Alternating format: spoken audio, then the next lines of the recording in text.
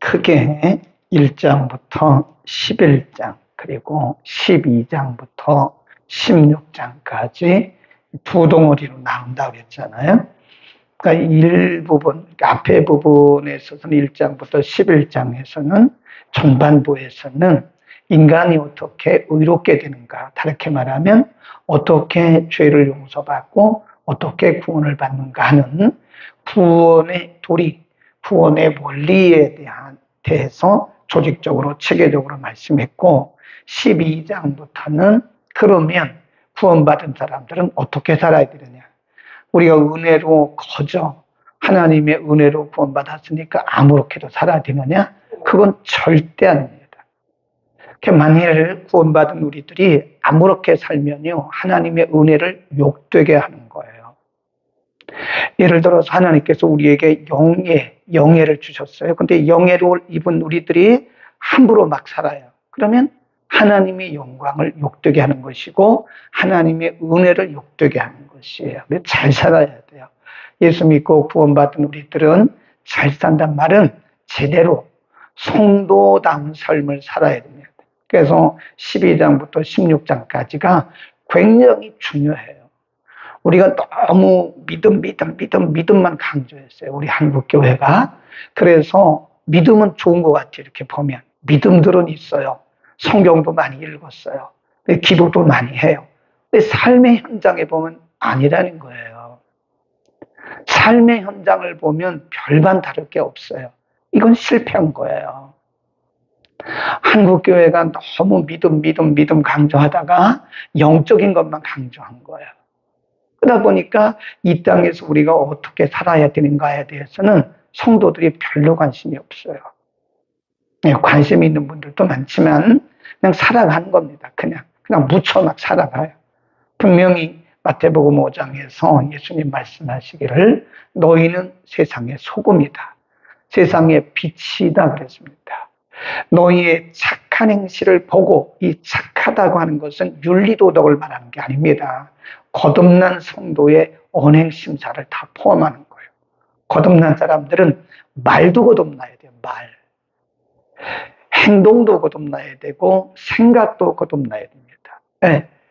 자기는 구원받았다고 말은 하는데 행동을 보면 거듭난 게 아무것도 없어요.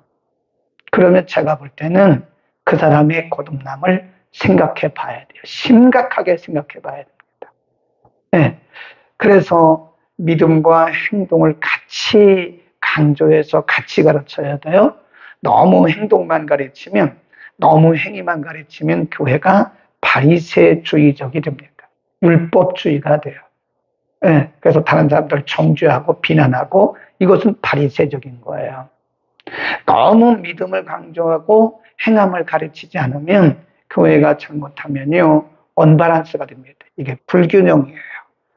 그래서 12장부터 내용을 보면 참 기가 막힌 내용들이 너무 많아요. 너무 많아요. 오늘 본문에도 보면 1절에서 7절 가운데 그러면 우리가 이 세상을 살아가는데 국가와는 어떤 관계를 가져야 되느냐. 나는 예수 믿었으니까 대한민국은 상관없다. 나는 천국 시민이니까 뭐 국가의 법을 지킬 것도 없고 그거 상관없다. 이건 완전히 비성경적인 거예요.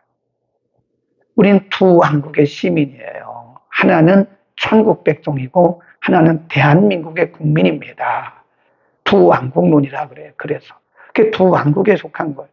우리가 육신을 입고 이 땅에 있는 동안에는 대한민국의 국민입니다. 그래서 대한민국 국민으로서 지켜야 할 도리가 있는 거예요. 어떤 분들은 보면 자기는 신령하다. 나는 영적인 사람이기 때문에 국가의 법을 지킬 필요도 없고 그렇다고 그래요. 아주 비성경적인, 정말 믿음이 잘못되어 있는 그런 사람이에요. 자, 그러면 국가에 대해서는 우리가 어떻게 해야 되느냐? 권위에 대해서 각 사람은, 우리 모든 각 사람은 위에 있는 권세들, 거기를 읽읍시다. 위에 있는 권세.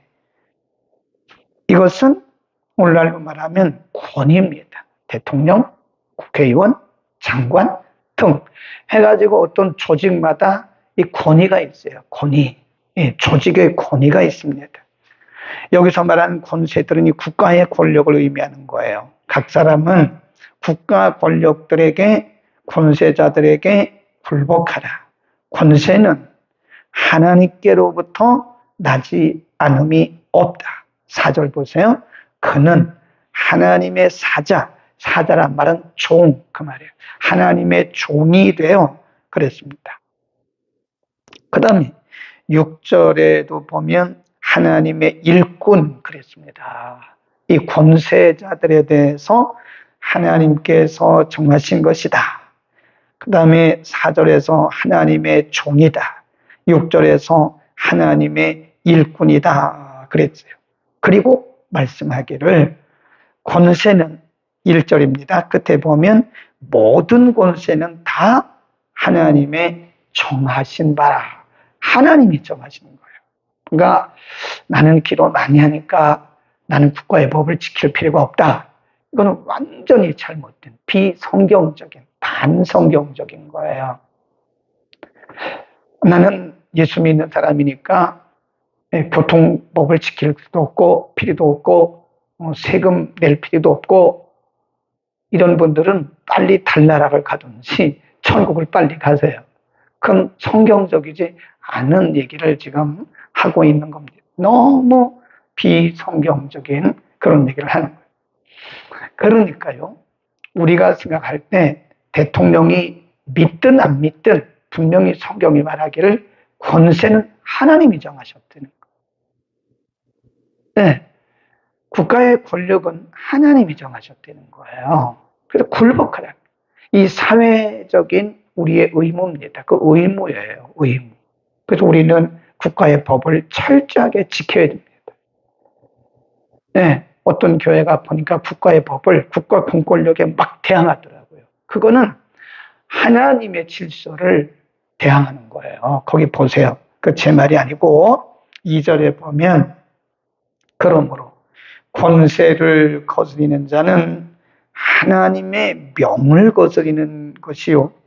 그랬습니다. 심판을 자처하는 것이다. 3절 읽습니다. 시작. 관원들은 선한 일에 대하여 두려움이 되지 않고 착한 일에 대하여 태나니 내가 권세를 두려워하지 아니하려느냐.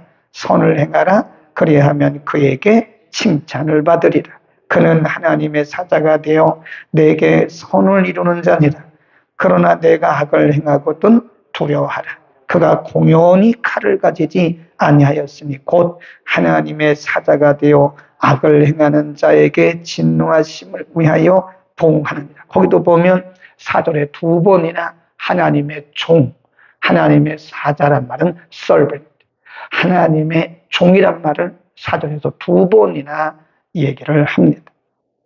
5절 그러므로 굴복하지 아니할 수 없으니 노를 인하여만 할 것이 아니고 또한 양심을 인하여 하라. 그러니까 벌 받을까 봐 하지 말고 양심적으로 국가의 법에 순응하라는, 국가의 법에 복종하라는 거예요. 그러면서 세 예를 들고 있습니다. 6절에 보면 너희가 공세를 바치는 것도 이를 인함이라. 저희가 하나님의 일꾼이 되어 바로 이 일에 항상 힘씁니다. 모든 자에게 줄 것을 주되 공세를 받을 자에게 공세를 바치고 국세 받을 자에게 국세를 바치고 그랬습니다. 마태복음 22장에 보면 바리새인들이 예수님께 왔어요. 바리새인들의 특징이 뭐냐? 꼬투리를 잡아서 예수님을 비난하려고 하는 거예요. 네, 예수님을 넘어뜨리려고.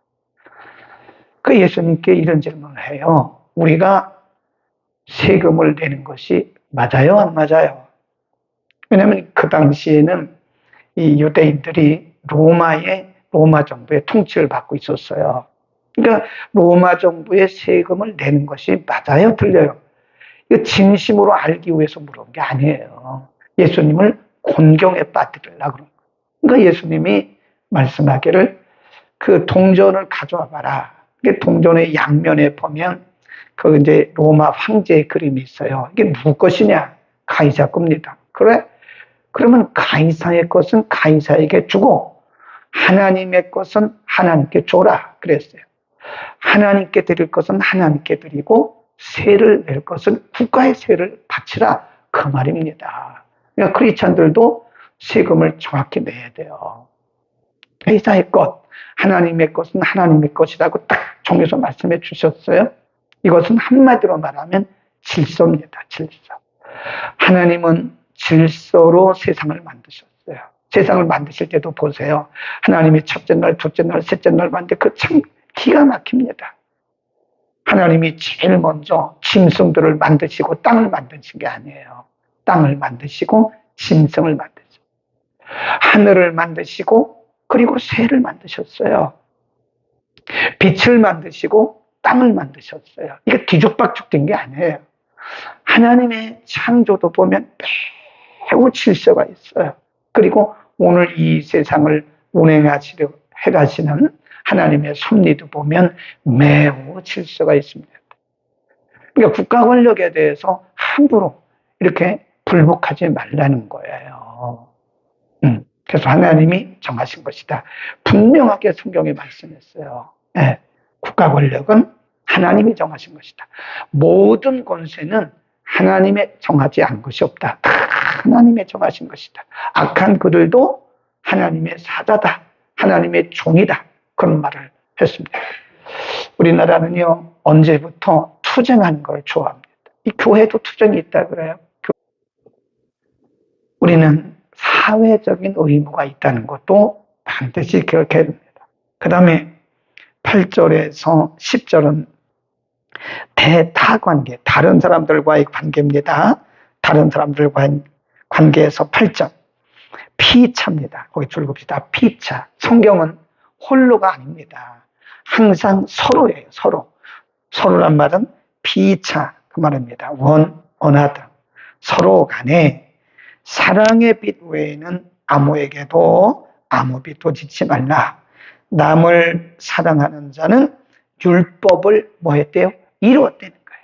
거기 보면 간음하지 마라, 살인하지 마라, 도적질하지 마라, 흉내지 마라 한 것과 그 외에 다른 계명이 있을지라도 내 이웃을 내 자신과 같이 사랑하라 하신 그 말씀 안에 다 들었다는 거예요. 그러니까 사랑은 모든 율법의 강령이라. 예수님이 그 말씀하셨어요. 강령이란 말은 요약이다. 그런 뜻이에요. 사랑은 모든 율법의 압축이다. 그런 뜻입니다. 그러니까 아무리 다른 계명 다 지켜도 우리가 사랑하지 않으면 그건 다 무효가 된다. 무효가. 사랑 안에 모든 게 다 들었어요. 사랑은 모든 율법의 완성이다. 아멘. 이웃을 내 몸처럼 사랑하라. 그런 거예요. 네, 이 부분이 약해요. 현대 기독교인들이 이 부분이 약합니다. 왜냐하면 이 시대가요 점점 메말라가요. 예수님도 마태복음 24장에서 말씀하기를 마지막 때가 되면 불법이 성한다는 거예요. 그래서 사람들의 사랑이 식어진대요. 식어져. 사람들의 사랑이 식어져요. 그러면 다르게 말해서 예를 들어서 기독교인들의 마음에 사랑이 식어진다면 다른 거 아무리 해도 의미가 없다는 거예요. 그게. 응? 사랑은 율법의 완성이라고 그랬잖아요. 다른 거 아무리 해도 우리의 가슴에 사랑이 식어진다면 그 의미가 없다는 거예요. 겉돌고 있는 거예요. 겉돌고 중심은 빠져버리고. 참 생각을 많이 해야 됩니다. 우리는 기도를 많이 하는 것이 영성이라고 그러는데요. 사랑도 영성이에요. 사랑이 없는 영성은 참 영성이 아닙니다. 네. 아무리 기도하면 뭐랍니까? 아무리 우리가 성경 암송하면 뭐랍니까? 아무리 기독교 교리를 많이 알면 뭐랍니까? 내 마음이 식어져 있어요. 완전히 식어져 있어요. 네, 굳어져 있어요. 그렇다면 그것은 제가 볼 때 별로 의미가 없는 일을 지금 하고 있는 겁니다. 사랑도 영성이다. 거기다 써놓으세요. 사랑이 영성이에요. 다른 거 아무리 해도 뭐 기도를 24시간 한다 그래도 우리가 성경을 뭐 10,000구절을 외운다 해도 우리가 사랑할 마음이 사실은 그게 모순이죠. 그렇게 기도하는 사람이 사랑이 없겠습니까? 진짜 기도했다면 사랑이 있죠. 그리고 진짜 성경을 암송한다면 사랑이 있죠. 좀 모순이에요. 제가 말씀드린 것은 모순적인 걸 얘기하는 겁니다. 네. 사랑이 없다면 아무것도 아니다. 그래서 고린도전서 13장에 보면 내가 내 몸을 불사르게 탁 내어주고 천사 같은 방언을 하고 찬양을 하고 별걸 다 해도 내가 사랑이 없으면 뭐라 그래요? 울리는 꽹과리, 소리나는 구리와 같다는 거예요. 울리는 꽹과리, 꽹과리는요 소리만 대단하지 그 멜로디가 없습니다. 네. 여러분 꽹과리를 가지고 연주하시는 분 보셨어요? 꽹과리 연주를 본 적이 없습니다. 네. 피리 같은 거, 플룻, 뭐 첼로, 바이올린 이런 것은 다 이렇게 도레미파솔라시도 그래가지고 고음, 저음, 중음이 있어가지고요 다 리듬이 있습니다. 꽹과리 연주 들어보셨어요? 꽹과리 연주를 본 적이 있습니까? 꽹과리는 그냥 떼떼떼떼떼떼 소리만 나는 거예요. 그냥 꽹과리 꽹과리 꽹과리 소리만 나는 거지 꽹과리의 리듬이 없어요.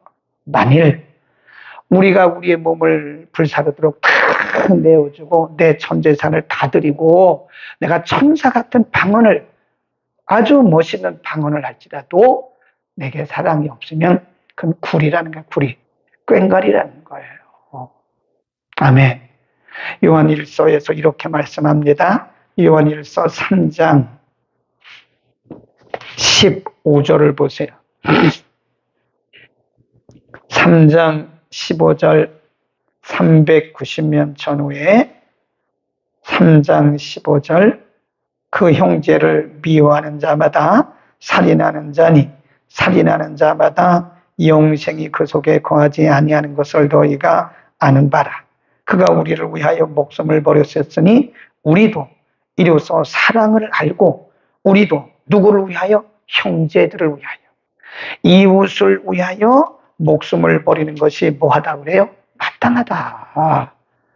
그러니까 목숨을 버릴 만큼 헌신하고 희생하는 게 그게 진짜 사랑이라는 거예요. 그러면서 이렇게 말씀해요. 17 누가 17, 18절 함께 읽습니다. 시작. 누가 이 세상 재물을 가지고 형제의 궁핍함을 보고도 도와줄 마음을 막으면 하나님의 사랑이 어찌 그 속에 보냐. 자녀들아 우리가 말과 혀로만 사랑하지 말고 오직 행함과 진실함으로 하자. 지금 여기 형제가 배고파서 굶고 있다는 거예요. 헐벗고 있다는 거예요. 근데 말로만 내가 기도할게요. 이러고서 말이에요. 밥 한 끼 안 사준다는 거예요. 그러면 그게 진짜 사랑이냐 그거예요. 야고보 사도도 그런 말을 했어요. 형제가 지금 헐벗어져 지금 굶고 있는데 추위에 오돌오돌 떨고 있고 형제가 병들어 다 죽어가고 있는데 실질적으로 어떤 액션도 없이 말로만 제가 기도하겠습니다.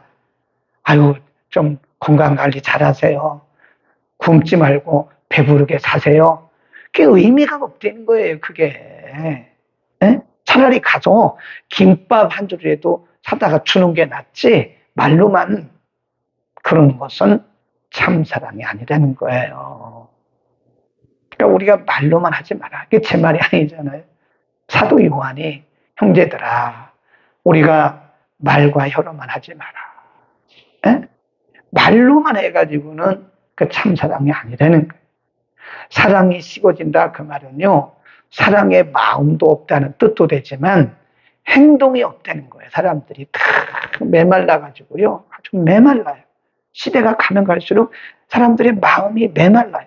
정이 없어요. 정이. 사람이 정으로 사는 거 아닙니까? 그렇죠? 그 인간미가 있어야 돼요. 우리가 예수 믿는 사람이 믿음 이전에 아무리 믿음 하면 뭘 합니까? 인간미가 없는데. 그렇잖아요. 사람이 좀 인간미가 있어야 될 거 아니에요. 인정이 있고 인간미가 있어야 될 거 아니에요. 좀 배고픈 사람 보면 도와줄 줄도 알고 어려운 사람 보면 좀 도와줄 줄도 알고 이런 인간미가 있어야지 믿음 이전에. 그래서 어떤 분이 그런 얘기를 했어요. 성도가 되기 전에 사람이 되라. 목사 되기 전에 사람 되라. 사람 되지 않고 목사 되면 사람 잡아요. 네, 사람 되지 않고 장로 되면요, 사람 잡습니다. 사람 되기 전에 전도사 되잖아요. 사람 잡아요. 사람 되기 전에 권사 되잖아요. 사람 잡습니다. 참 중요한 문제예요. 사람이 좀 인간미가 있어야 됩니다. 그 인간미라는 게 뭐로부터 나와요? 사랑. 그게 정. 그 우리 민족은 옛날부터요, 콩 한쪽도 나눠 먹는 민족이에요. 그런데 요즘에 그런 사람이 별로 없어요. 콩 한쪽도 나눠 먹는 사람이 어디 있습니까? 나 먹기도 부족한데. 그만큼 예수님께서 사랑이 식어진다고 하는 그 말씀이 맞아요. 이 시대가 정말 사랑이 식어져요. 사랑이 영성이다. 자, 조금 더 하겠습니다.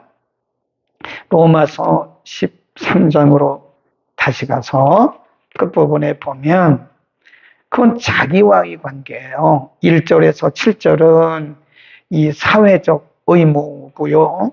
8절에서 10절은 다른 사람들과의 관계고요. 11절부터 14절은 나와의 관계, 나의 영성, 나의 신앙에 대한 문제예요. 또한 너희가 이 시기를 알거니와 자다가 깰 때가 벌써 되었으니 이는 이제 우리의 구원이 처음 이를 때보다 가까웠습니다.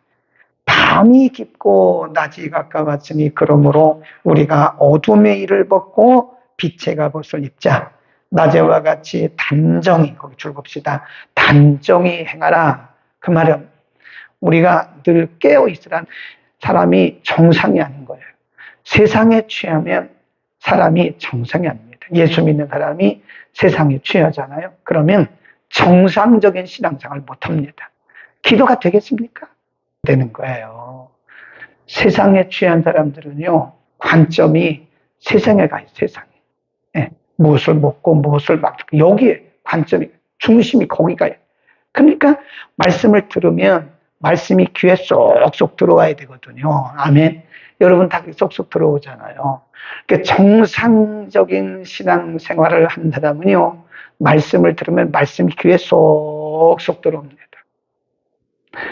그런데 세상에 취한 사람들은 이게 지금 혼선이 오는 거예요. 하나님의 말씀과 세상의 생각이 이렇게 막 혼선이 돼가지고 뭐가 뭔지 몰라요. 네, 뭐가 뭔지 모릅니다. 그러니까 말씀을 들어도 은혜 받는 말씀이 하나도 없어요. 그냥 계속 멍하고 있다 가는 거예요. 그 말은 내가 지금 이게 시선이 혼선돼 있다. 그런 얘기입니다. 우리는 자다가 깰 때가 됐어요. 밤이 깊었습니다, 지금. 이제 주님이 오실 날이 아주 가까웠어요. 정말 주님 오실 날이 가까웠어요. 깨어 있어야 됩니다. 아멘. 기도하겠습니다. 거룩하신 우리 아버지, 오늘 로마서 13장을 통해서 구원받은 성도들의 삶의 의무, 사회적인 책임과 의무를 우리에게 가르쳐 주셨고, 이웃과의 관계, 그리고 자신과의 관계에서 영성을 우리에게 가르쳐 주셨습니다. 하나님은 철저하게 질서를 따라 세상을 창조하셨고, 지금도 질서를 따라 세상을 운행하고 계십니다. 우리가 국가 권력에 대해서 반항하지 않게 하시고, 그들도 하나님이 세우신 하나님의 종이라고, 하나님의 사자라고, 하나님의 일꾼이라고 말씀하셨습니다. 하나님, 이웃을 사랑하는 자는, 이웃을 내 몸같이 사랑하는 자는 모든 계명을 완성하는 것이라고 말씀했습니다. 사도 요한을 통해서 형제를 사랑하되 말과 혀로만 사랑하지 말고 행함과 진실함으로 사랑하라고 말씀하셨습니다. 밤이 깊고 낮이 가까웠으니 너희는 깨어 있으라고, 빛의 갑옷을 입고 그리스도의 옷을 입으라고 말씀하셨습니다. 졸거나 이 세상에 취하거나 이 세상에 취하여 잠들지 않도록 단정한 우리의 모습이 되게 하소서. 우리 주님 오시는 날 잘했다 칭찬 듣고 우리 주님 맞이할 수 있게 하옵소서. 예수 그리스도의 이름으로 기도드립니다. 아멘.